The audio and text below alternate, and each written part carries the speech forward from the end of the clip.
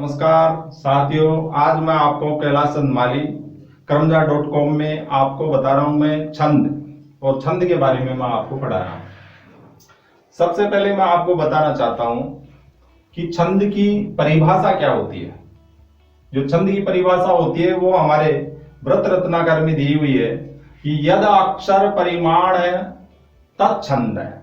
यद अक्षर परिमाण तत्छंद है, जिसमें हम अक्षरों की गिनती करते हैं वह छंद कहलाता है।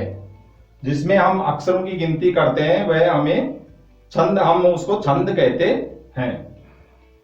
अब छंद कितने प्रकार के होते हैं? छंद साथियों दो प्रकार के होते हैं, एक वैदिक छंद और दूसरा है लौकिक छंद। मैं आपको पढ़ाऊंगा लौकिक छंद के बारे में। लौकिक छंद भी जो दो प्रकार के होते हैं, एक मात्रिक छंद होता है और एक दूसरा होता है वर्णिक छंद।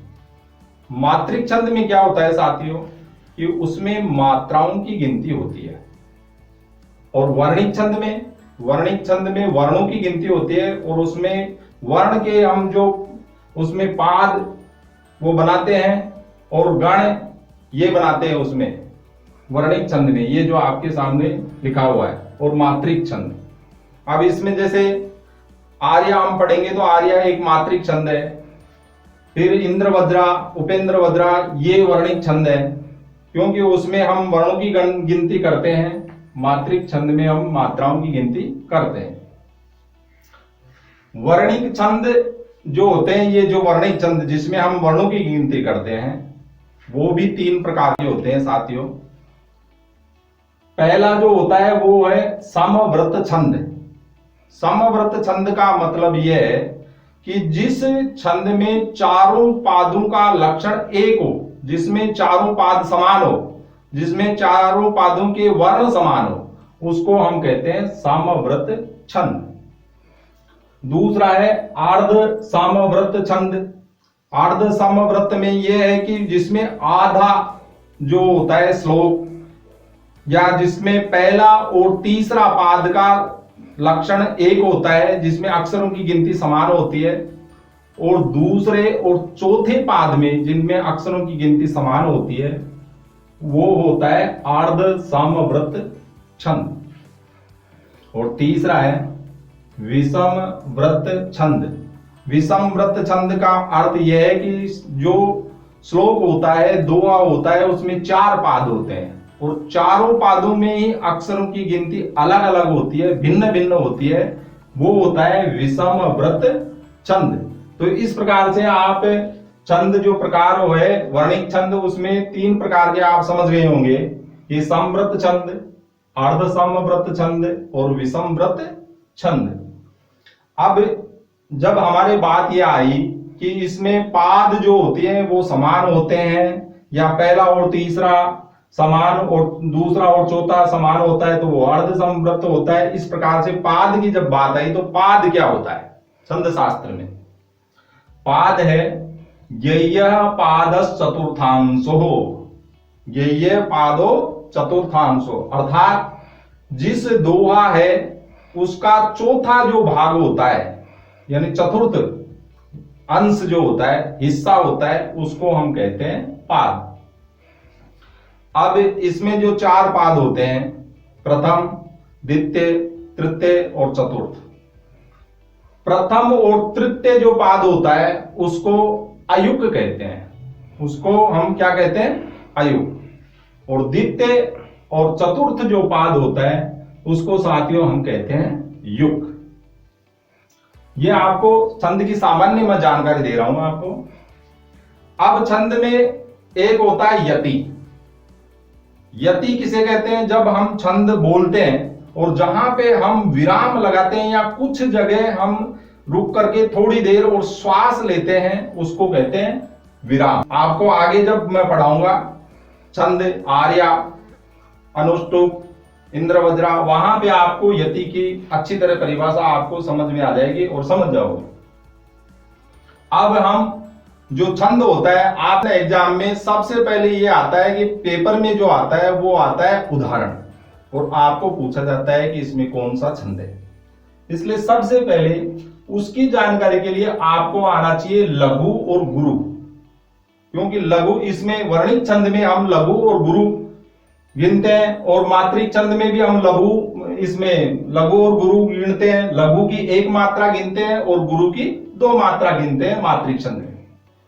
अब लघु गुरु क्या होता है, इसको अगर आप समझ गए साथियों, तो निश्चित रूप से आपका छंद गलत नहीं होगा। इसकी सबसे ज्यादा आपको मतलब प्रैक्टिस करने की आवश्यकता है। यह है लघु। लघु में हम जानते हैं कि ए, ई, उ, री यानी लघु री और द्री, ये जो 5 जो होते हैं वो होते हैं लघु, और इसका चिन्ह जो है वो एक इस प्रकार से, जैसे आई अपन लिखते हैं उस प्रकार से इसका चिन्ह होता है। अब दीर्घ की बात करते हैं। दीर्घ में होता है एक तो संयोगे, यानी संयोग जो अक्षर होते हैं उसको हम गुरु मानते हैं, दीर्घ मानते हैं, गुरु भी कहते हैं, दीर्घ भी कहते हैं। संयोगे में यानी जैसे पहले अक्षर हो गया ऋस्व, छोटा है, ए है, लेकिन इसके आगे कोई संयुक्त अक्षर आ गया तो वो जो पहले अक्षर आएगा ऋस्व वो भी गुरु ही माना जाएगा। अनुस्वार युक्त जो भी अक्षर होगा ऋस्व, जो ये ऋस्व अक्षर है वो अनुस्वार युक्त होंगे तो उनको दीर्घ मानेंगे हम। विसर्ग युक्त ऋस्व अक्षर भी हम दीर्घ ही मानेंगे। ये 3 चीजें हो गई। यानी संयोगे यानी जो संयोग होगा ऋस्व, उसके बाद में अगर संयुक्त अक्षर है तो वह दीर्घ माना जाएगा ऋस्व अक्षर होते हुए भी। अनुस्वार युक्त ऋस्व अक्षर होने पर वह दीर्घ माना जाएगा, और विसर्ग युक्त होने पर ऋस्व स्वर दीर्घ माना जाएगा। और उसके बाद में हम और आप सब जानते हो कि आ, ई, उ, री यानी दीर्घ री, ए, ओ, ऐ और औ, ये अक्षर आपको दीर्घ में गणना है। और इसका जो चिन्ह है वो चिन्ह मैं आपको, ये चिन्ह होता है इसका एस के समान। इसको एस के चिन्ह से हम व्यक्त करते हैं। अब इनके गण बनाते हैं। छंद शास्त्र जो संपूर्ण छंद शास्त्र होता है उसमें 10 अक्षरों में इसकी गिनती की गई है। अब 10 अक्षर कौन कौन से हैं कि यगण, मगण, तगण, रगण, जगण, भगण, नगण, सगण, लघु और गुरु। इस प्रकार से आपको 1, 2, 3, 4, 5, 6, 7, 8 और लघु और गुरु, ये 10, इस प्रकार से 10 अक्षरों में छंद शास्त्र को हम गिनते हैं।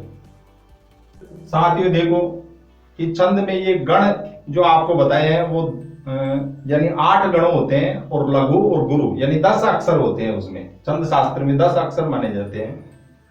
वो गणों की आपको मैं जानकारी दे रहा हूं। और आपके सामने एक सूत्र है जिसको हम बोलते हैं यह माता राजभान सलगम। संस्कृत में यह सूत्र है, यह माता राजभान सलगम। इससे आपको गणों की जानकारी मिल जाएगी।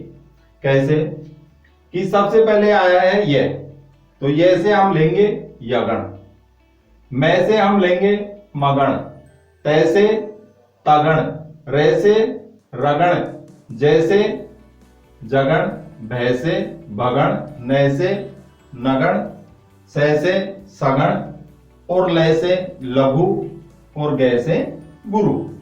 इस प्रकार से अब इनके चिन्हों की आपको जानकारी दे रहा हूं मैं। इसी सूत्र से आपको इनके चिन्हों की जानकारी हो जाएगी। सबसे पहले लिया यगण, ये में ए है, ऋस्व है, इसलिए लघु, ये मात्रा ये अक्षर आया। मां के अंदर दीर्घ है इसलिए दीर्घ का चिन्ह आया। ता में दीर्घ है आ, इसलिए दीर्घ आया। यानी इसमें प्रथम जो अक्षर होगा वो होगा लघु, और दूसरा और तीसरा जो अक्षर होगा वो होगा दीर्घ, तो वो हो जाएगा यगण।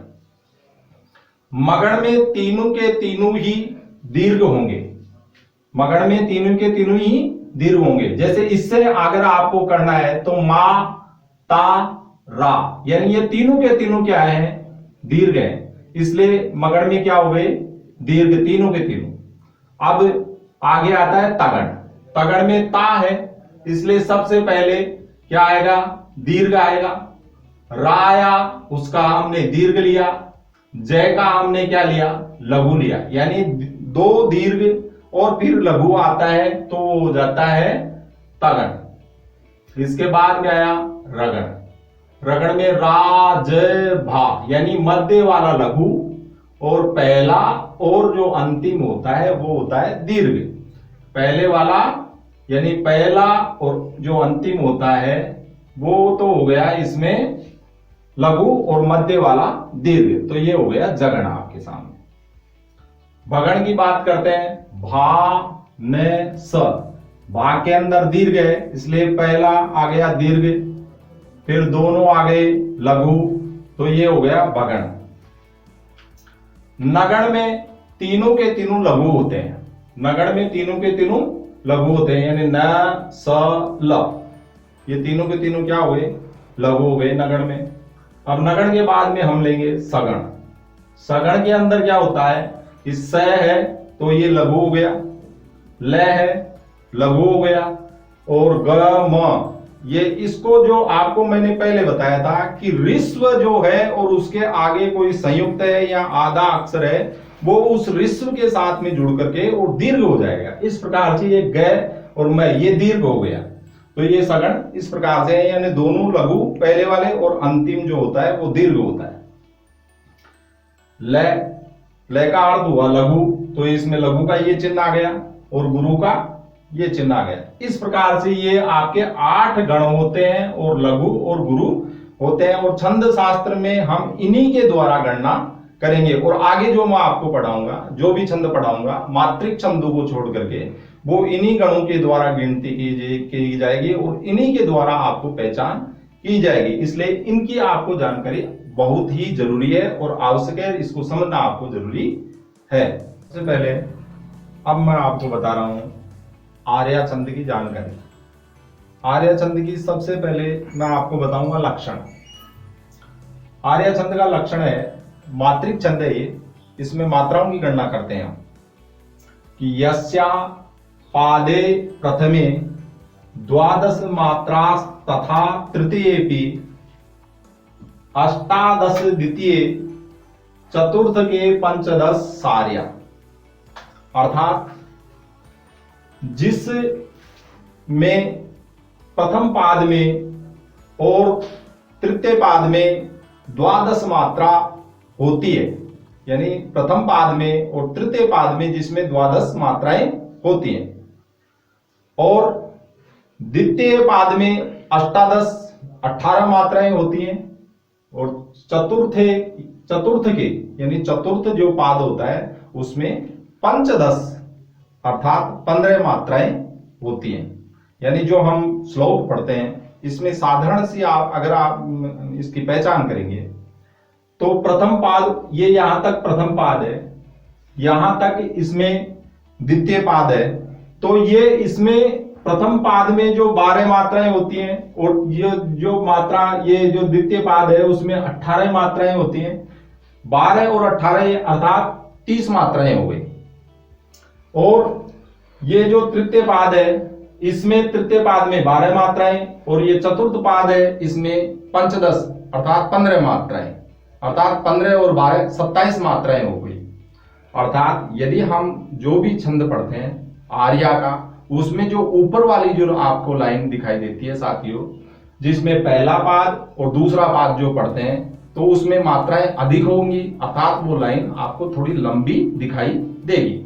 और जो तीसरा पाद है और जो चौथा पाद है उसमें मात्राएं कम होती है, क्योंकि 12 और 15 अर्थात 27 मात्राएं होती हैं, इसलिए वो आपको लाइन थोड़ी छोटी दिखाई देगी। इस प्रकार से भी आप पहचान कर सकते हैं, लेकिन आपको इसमें मात्राओं की गणना करके अगर आप पहचान करते हैं तो ये सबसे अच्छी बात है। और आपको गणना किस प्रकार से करनी है, अब जैसे मान लो ये लक्षण है, इसी में हम गणना करते हैं। कि यस्या पादे प्रथमे, ये यहां तक पहला पाद हो गया। अब इसमें बताया गया है कि द्वादश मात्राएं होती हैं। वास्तव में द्वादश मात्राएं होती हैं क्या, ये हम गणना करेंगे। यस्या, आपको बताया था मैंने कि जो ऋस्व होता है और उसके आगे अक्षर जो संयुक्त अक्षर होता है वो ऋस्व जो अक्षर ही दीर्घ माना जाएगा। तो ये यस्य है तो इसको हम मान लिया, यहां तक से तक हम इसको दीर्घ मानेंगे, और या ये दीर्घ हो ही गया, अर्थात दीर्घ की 2 मात्राएं गिनते हम और ऋस्व की लघु की 1 मात्रा गिनते हैं। पा की ये दीर्घ है इसलिए ये दीर्घ मात्रा हो गई, और ये दे की ये दीर्घ है। ये प्रथमे में पै इसमें जो अल्प यानी अर्थात आधा अक्षर है, और रे इसमें पूर्ण है, इसलिए हम रे को मात्रा के रूप में लेंगे। तो ये हो गया लघु, और ये थे भी, ये भी लघु हो गया, और में ये हो गया दीर्घ। अब आप इनकी गिनती कर सकते हैं कि 2 और 2 4 और 2 6 और 2 8 और 1 9 और 1 10 और 2 12, अर्थात प्रथम जो पाद होता है उसमें 12 मात्राएं होती है। अब हम दूसरा पाद में गिनती करते हैं। दूसरे पाद में हमारे को बताया गया है कि 18 मात्राएं होती हैं। वास्तव में 18 मात्राएं होती हैं क्या, ये हम गिनेंगे। अब इसमें द्वादश है तो वा की हम इसमें गिनती करेंगे दीर्घ में, दै की इसमें लघु की, और इसमें लघु की।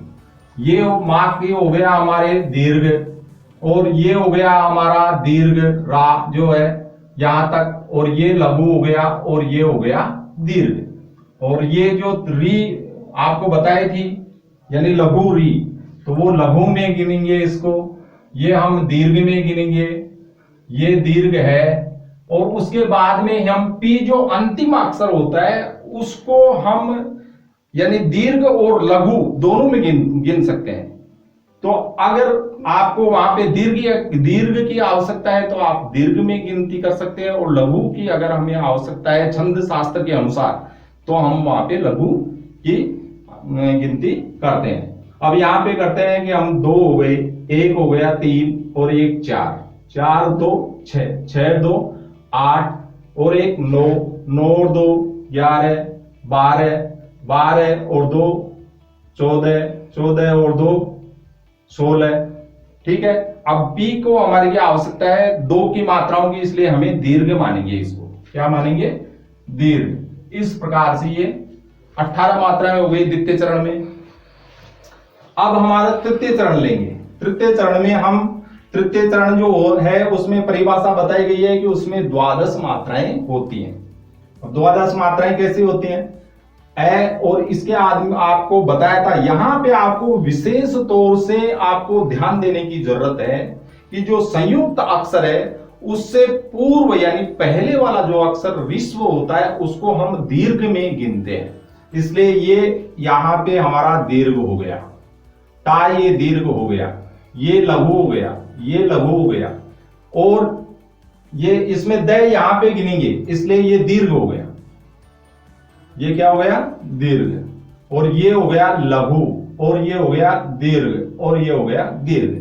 अर्थात इनको गिनेंगे 2 2 4 और 1 5 और 2 7 7 और 1 8 8 2 10 10 2 12, अर्थात तृतीय चरण में हमारी 12 मात्राएं हो गई। अब हम चौथा चरण लेंगे। चौथा चरण के अंदर च की इसमें लघु हो गई, इसमें तू की आपको ये ध्यान देना है कि आगे संयुक्त अक्षर है रे, इसलिए इसको हम दीर्घ मानेंगे, ये इसको हम लघु मानेंगे, इसको दीर्घ मानेंगे। ये पै और ये संयुक्त अक्षर है इसलिए ये दीर्घ हो गया, ये लघु हो गया, द आपके लघु हो गया, ये भी लघु हो गया, और ये दीर्घ हो गया, और ये आपके दीर्घ हो गया। तो इस प्रकार से ये जो चतुर्थ चरण है उसमें 3 4 2 6 2 8 9 10 11 और 2 13 और 2 15, अर्थात जो आपका चौथा चरण है उसमें 15 मात्राएं होती हैं। इसी प्रकार से आपको ये इसका उदाहरण है, इसमें भी आपको अब आपके पास में क्या आता है साथियों, ये परीक्षा में जो आता है वो आपके पास में उदाहरण आता है। उदाहरण देख करके उसके बाद में आपको छंद का नाम पूछा जाता है। तो आपको क्या करना है कि सबसे पहले यदि आप आपको दिखाई दे रहा है कि इसमें आर्या छंद हो सकता है या आपके ऑप्शन में नाम है, तो उसमें आपके ऑप्शन के हिसाब से आप इसको जांच कर सकते हैं। तो इसी प्रकार से जैसे इसके मात्राएं हम गिनते हैं, और वैसे भी आपको ये जो बड़ी यानी पहला पाद और दूसरे पाद की लंबी लाइन दिखाई दे रही है, दूसरा पाद और चौथे पाद, तीसरा पाद और चौथे पाद की आपको लाइन छोटी दिखाई दे रही है, क्योंकि इसमें 27 अक्षर होते हैं, उसमें आपको 30 अक्षर होते हैं, क्योंकि 12 और 18 इस प्रकार से 30 अक्षर होते हैं। तो इसको भी आप जांच कर सकते हैं कि दा की जैसे दीर्घ है, न मैं इसको दीर्घ हो गया, ये दीर्घ हो गया, ये भी दीर्घ हो गया, ये दीर्घ है और ये दीर्घ है। इस प्रकार से ये एक प्रथम चरण पूर्ण हुआ। 2 4 2 6 2 8 2 10 2 12 इस प्रकार से आपका प्रथम चरण हुआ। इसी प्रकार से आप दूसरे चरण की भी जांच कर सकते हैं। अब दूसरे चरण की जैसे मान लो ये तीसरा, अब ये ती के साथ में आगे संयुक्त अक्षर है, इसलिए ये दीर्घ हो गया, इसमें विसर्ग है इसलिए ये दीर्घ हो गया, ये लघु हो गया, ये लघु हो गया और ये दीर्घ हो गया। अब आपके भय आया तो इसको ये लघु हो गया, ये भी आपके लघु दीर्घ हो गया, क्योंकि आगे संयुक्त अक्षर है इसलिए ये दीर्घ हो गया और ये लघु हो गया। यहां पे आगे संयुक्त अक्षर है इसलिए ये जो विश्व है वो क्या हो गया, दीर्घ हो गया। ये भी आपके आगे संयुक्त अक्षर है इसलिए तय और स मिलकर के ये आपके क्या हो गया, दीर्घ हो गया। और यहां पर आपको मैंने साथियों बताया था कि अंतिम जो अक्षर होता है वहां पर छंद के अनुसार हम उसको ग्रहण करते हैं। यदि वहां पे हमारे को दीर्घ की आवश्यकता है तो हम दीर्घ गिनते हैं, और लघु की आवश्यकता है तो हम लघु गिनते हैं। जैसे मान लो इसमें गिनते हैं कि 2 2 4 5 6 और 2 8 और 1 9 10 11 12 और 12 और 2 14 14 और 2 16। अब यहाँ पे हमारे को दीर्घ की आवश्यकता है, क्योंकि अष्टादश मात्राएं होती हैं द्वितीय चरण में, द्वितीय पाद में, इसलिए यहाँ पे हम इसको दीर्घ गिनते हैं। इसी प्रकार से आप ये तृतीय पाद में और चतुर्थ पाद में भी गिन सकते हैं, और इस प्रकार से आपको आर्या छंद की पहचान आप आराम से कर सकते हैं। तो ये हो गया साथियों आपका आर्या छंद।